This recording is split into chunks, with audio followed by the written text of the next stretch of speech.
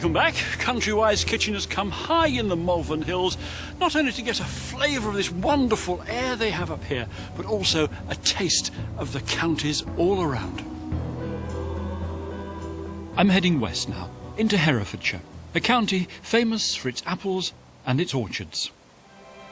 And what better way of bottling the flavour of autumn apples than by turning them into cider? It's harvest time at Checkley Brook Farm.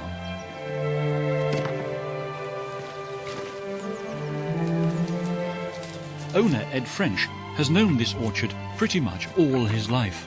His father was a Cambridge academic with a passion for cider, who planted these trees back in the 1970s. As a boy, Ed spent every autumn helping with the harvest, and he's now taken on his father's mantle. The thing that I always find strange about cider apples is that actually they don't taste very nice when you eat them, do they?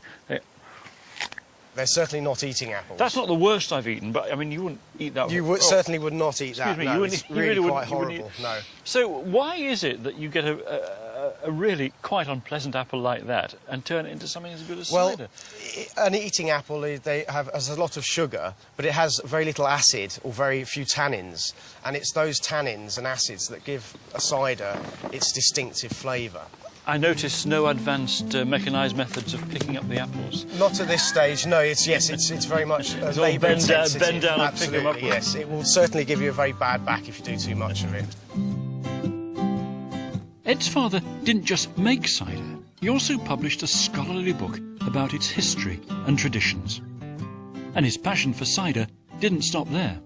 You must have to love cider making to bring the press into the house. Absolutely. I mean, we used to, and in fact, make cider with this, a stone mill here. We used to push it around as children. It looks unbelievably ancient. It must be 400 years old. Does it work? It does, yes. It will still go around today. Checkley Brook's cider-making operation has now moved outdoors, though only as far as the garage. In a vintage year, Ed reckons on making 3,500 litres. How much of your heart goes into the cider?